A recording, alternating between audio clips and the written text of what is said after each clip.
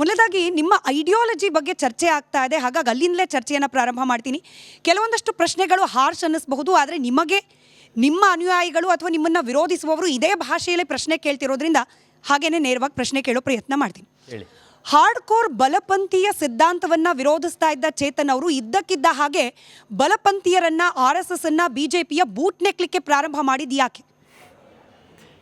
BJP ಬಲಪಂಥಿ ಸಿದ್ಧಾಂತ ನಮಗೆ ಯಾವಾಗಲೂ 100 ವರ್ಷಗಳಿಂದ ನಮಗೆ ಸೈದ್ಧಾಂತಿಕವಾಗಿ ವಿರೋಧನೇ. ಅವತ್ತಿಂದನೂ ವಿರೋಧ, 1925 ವಿರೋಧ, ಇವತ್ತಿಗೂ 2025 ವಿರೋಧ ಇದೆ. ಆದರೆ ಹಿಂದುತ್ವ ಬಲಪಂಥಿ ಮಾತ್ರ ನಮಗೆ ಸೈದ್ಧಾಂತಿಕ ವಿರೋಧ ಅಲ್ಲ. ನಮ್ಮಂಥ ಸತ್ಯಪಂಥಿಯವರು, ಅಂಬೇಡ್ಕರ್, ಪೆರಿಯಾರ್, ಕಾಂಶಿರಾಮ್ ಅವರು, ನಮ್ಮ ವಿರೋಧಿಗಳು ಬಲಪಂಥಿನೂ ಇದೆ, ಯಥಾಸ್ಥಿತಿ ಮನುವಾದ, ಗಾಂಧಿವಾದ ಇದೆ, ಮಧ್ಯಪಂಥಿನೂ ಇದೆ, ಮತ್ತು ಕಮ್ಯುನಿಸ್ಟ್ ಎಡಪಂಥಿನೂ ನಾವು ಸೈದ್ಧಾಂತಿಕ ಪ್ರಶ್ನೆ ಮಾಡ್ತೀವಿ. So left, right and centre ಈ ಮೂರನ್ನು ಪ್ರಶ್ನೆ ಮಾಡಿ ಬಾಬಾ ಸಾಹೇಬ್ ಅಂಬೇಡ್ಕರ್ ಅದನ್ನು ಒಂದು ಭಾರತೀಯ ಪಂಥ ಅಂತಾರೆ.